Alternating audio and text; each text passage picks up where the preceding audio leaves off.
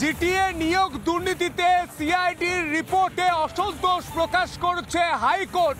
বড় খবর এই মুহূর্তে হচ্ছে ব্রেকিং সেগমেন্টের দ্বিতীয় ব্রেকিং। আমাদের নজর রাখতে হচ্ছে জিটিএতে যে নিয়োগ দুর্নীতি হয়েছিল সেই নিয়োগ দুর্নীতি তদন্ত করছিল সিআইডি।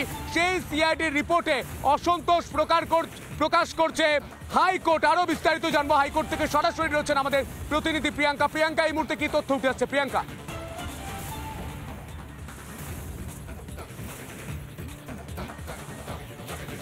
একেবারে দেখো শুনতে ইতিমধ্যে যা উঠে আসছে জিটিএ যে নিয়োগ দুর্নীতি, সেই নিয়োগ দুর্নীতিতে যে সিআইডির রিপোর্ট, সেই সিআইডির রিপোর্ট দেখে অসন্তোষ প্রকাশ করেছে কলকাতা হাইকোর্ট। অসন্তোষ প্রকাশ করেছেন বিচারপতি বিশ্বজিৎ বসু। তার স্পষ্ট প্রশ্ন, রাজ্য চাইলে যাদের নামে অভিযোগ তাদেরকে ক্লিন চিট দিতেই পারে এবং পাশাপাশি যাদের নামে এফআইআর হয়েছে তাদের বিরুদ্ধে কি কি ব্যবস্থা নিয়েছে রাজ্য, এমনটাই সিআইডি, এমনটাই প্রশ্ন তোলা হয়েছে কলকাতা হাইকোর্টের তরফ থেকে। কাদের নামে এফআইআর হয়েছিল? ইতিমধ্যে যাদের নাম ছিল তাদের মধ্যে ছিলেন পার্থ চট্টোপাধ্যায়, তৃণাঙ্কুর ভট্টাচার্য, পাশাপাশি বিনয় তামাং। এদের বিরুদ্ধে কি কি অভিযোগ ব্যবস্থা নেওয়া হয়েছে এই নিয়ে প্রশ্ন তুলেছে কলকাতা হাইকোর্ট। শুধুমাত্র তাই নয়, যে উড়ো চিঠি এই মামলাতে এসেছিল সেই উড়ো চিঠিকে ডেঞ্জারাস, সেই বেনামি চিঠিকে ডেঞ্জারাস বলে আখ্যা দিয়েছে কলকাতা হাইকোর্ট এবং এই চিঠি যথেষ্ট, বেনামি চিঠি যথেষ্ট ডেঞ্জারাস হয় এমনটাই মন্তব্য করেছেন বিচারপতি বিশ্বজিৎ বসু। এই প্রসঙ্গত বলে রাখা প্রয়োজন, এই মামলা এর আগে কলকাতা হাইকোর্টে ছিল এবং কলকাতা হাইকোর্টের তরফ থেকে যখন নির্দেশ দেওয়া হয়েছিল মামলার এই তদন্ত অনুসন্ধান করবে সিবিআই, এবং সেই নির্দেশকে চ্যালেঞ্জ করে রাজ্য গিয়েছিল সুপ্রিম কোর্টে এবং সুপ্রিম কোর্ট সেই মামলা ফেরত পাঠায় কলকাতা হাইকোর্টে। সিআইডিকে তদন্ত ভার দেওয়া হয় এবং সিআইডির তদন্তই বহাল রাখা হয় সুপ্রিম কোর্টের তরফ থেকে। সেই মামলা এই মুহূর্তে বিচারাধীন রয়েছে বিচারপতি বিশ্বজিৎ বসুর এজলাসে এবং সেক্ষেত্রেই আজ মামলার শুনানি চলাকালীন বেশ কিছু বিষয় উঠে এসেছে। এই মামলার পরবর্তী শুনানি রয়েছে আগামী সোমবার অর্থাৎ 17ই ফেব্রুয়ারি। সেদিন এই মামলার শুনানিতে কি উঠে আসে সেদিকে অবশ্যই নজর রাখতে হবে। সন্তু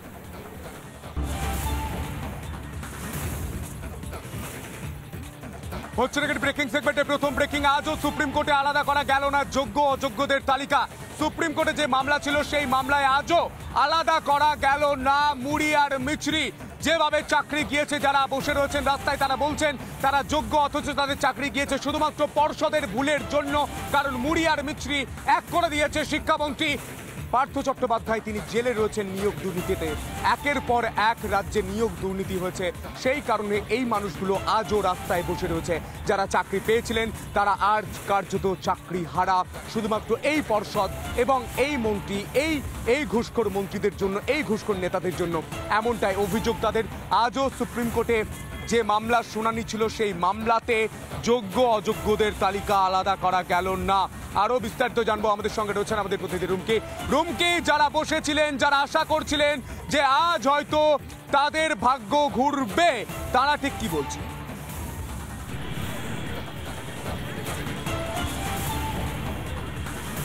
একদমই তাই।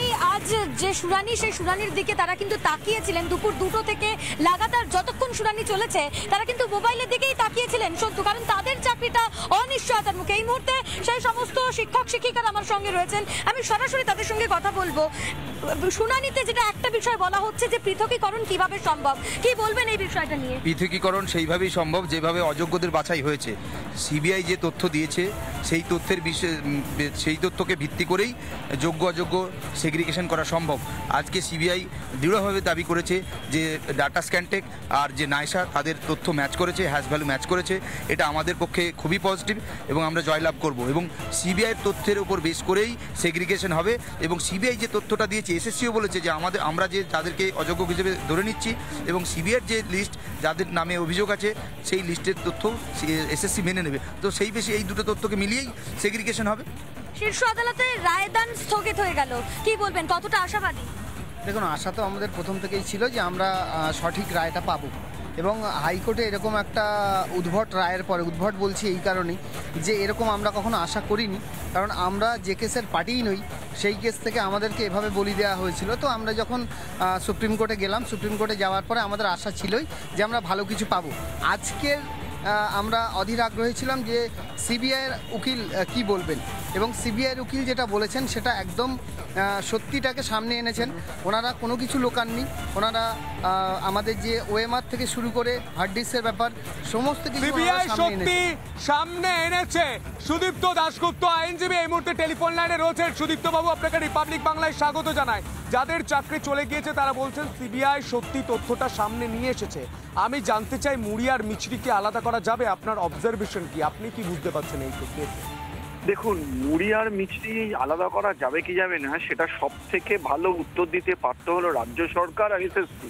কারণ এসএসসি পরীক্ষা নিয়েছে, দায়িত্বটা কিন্তু সিবিআই এর না বা যারা মামলাকারী আমাদের না, দায়িত্বটা হলো রাজ্য সরকারের, দায়িত্বটা হলো এসএসসির, যে তালিকাটা দেওয়া যে কারা যোগ্য কারা অযোগ্য।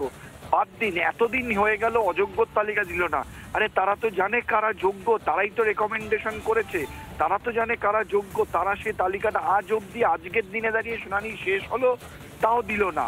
তার মানে এসএসসি চায় না সেগ্রিগেট করা, এবং যদি এসএসসি সেগ্রিগেট করা অসম্ভব হয় তাহলে পুরো প্যানেলই বাতিল করতে হবে। আজকে সেগ্রিগেট করার দায়িত্ব ছিল কিন্তু এসএসসির, ওরা যোগ্যের লিস্ট দিতে পারতো, দেয়নি। তাই আমার মনে হয় এখানে আমার একটা ছোট্ট প্রশ্ন রয়েছে, রাজ্য সরকার বা এসএসসি কেন চাইছে না যে পৃথকীকরণ অর্থাৎ সেগ্রিগেশন আলাদা করাটা সুষ্ঠুভাবে হোক? তারা কি, তাদের পেছনে কি কোনো অভিসন্ধি রয়েছে? দেখুন, এসএসসির প্রথম থেকেই যেটা ইন্টেনশন সেটা হলো ওনারা একটা অ্যাপ্লিকেশন করে কোর্টে বলছে যারা বেআইনি চাকরি পেয়েছে আমরা তাদের চাকরি বাঁচানোর জন্য অতিরিক্ত শূন্যপদ তৈরি করতে চাই। এটা যাদের ইন্টেনশন হয় তারা কখনোই চাইবে না যে যোগ্যদের চাকরি বেঁচে থাকুক। কারণ যোগ্যদের চাকরি বেঁচে থাকলে, যোগ্যদের চাকরি যদি বেঁচে থাকে তাহলে তো অযোগ্যদের চাকরিটা চলে যাবে। কিন্তু যদি সবার চাকরি চলে যায় তখন বলতে হবে সবারটাই গেছে, আবার করে আপনারা বসুন। এসএসসি, আমার ধারণা এসএসসির ধারণা এটাই, তাই জন্যই তারা চায় না যে সেগ্রিগেট হোক।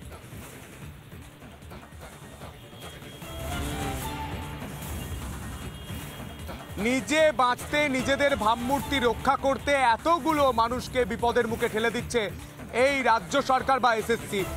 এই ছবিটাই বলছেন সুদীপ্তবাবু। সুদীপ্তবাবু, আপনাকে অসংখ্য ধন্যবাদ। আমাদের সঙ্গে আরও এক আইনজীবী রয়েছেন, আমি ওনার কাছ সঙ্গে সরাসরি কথা বলার চেষ্টা করব। বিক্রম ব্যানার্জি এই মুহূর্তে আমাদের সঙ্গে টেলিফোন লাইনে হচ্ছেন। বিক্রম বাবু, আপনাকে রিপাবলিক বাংলায় স্বাগত জানাই। আমি সন্তু রয়েছি। কি বলবেন যে এই সুপ্রিম কোর্টে মামলার শুনানি হলো, রাজ্য সরকার বা এসএসসি তালিকা দিতে পারলো না কোনটা স্বচ্ছ আর কোনটা অস্বচ্ছ? দেখুন, রাজ্য সরকার সবসময়তেই এই তালিকাটাকে কিছুভাবে হোক গোপন করে রেখেছে, এবং গোপন করার কারণ যেটা আমার ব্যক্তিগতভাবে মনে হয়েছে, রাজ্য সরকার বেসিক্যালি টেন্টেড ক্যান্ডিডেটদের বাঁচাতে চাইছে।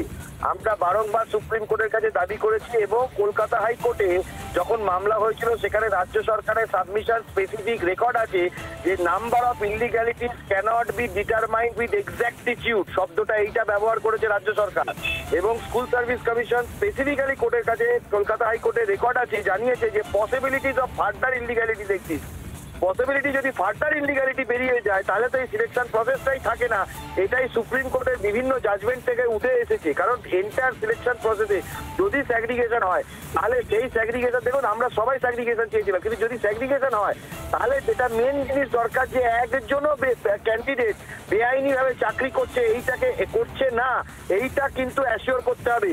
এই অ্যাসিওরেন্সটা সিবিআই করতে পারবে না, এই অ্যাসিওরেন্সটা আমরা যারা মামলা করছি বঞ্চিত চাকরি আমরা করতে পারবো না, এই অ্যাসিওরেন্সটা যারা টার্মিনেটেড ক্যান্ডিডেট তারাও করতে পারবে না। এই অ্যাসিওরেন্সটা একমাত্র school service commission, West Bengal board of secondary education এবং রাজ্য সরকারের তরফ থেকে এই অ্যাসিওরেন্সটা করতে হবে, যেটা কিনা কোনো সময় এই মামলাতে করেনি।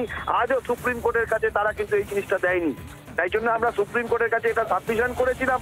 যদি এই অ্যাসিওরেন্স না হয় তাহলে তো এন্টায়ার প্যানেল চলে যেতে পারে।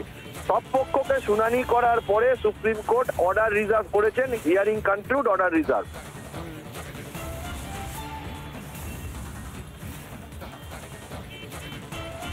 বেশ, তার মানে রাজ্য সরকার বা এসএসসি তাদের কোনো অভিসন্ধি রয়েছে, তার জন্য এই মামলায় তারা নির্দিষ্ট তথ্যও দিচ্ছে না। বিক্রমবাবু, অসংখ্য ধন্যবাদ আপনাকে। আর এই বিষয় নিয়ে আমরা কথা বলেছিলাম রাজনৈতিক ব্যক্তিত্বদের সঙ্গে, রাজ্য বিজেপি নেতৃত্ব এবং রাজ্যের কংগ্রেস, রাজ্য কংগ্রেস, তারা ঠিক কি বলছে শুনবো। জীবিকা, যৌবন, বয়স সব কেড়ে নিল এই সরকার।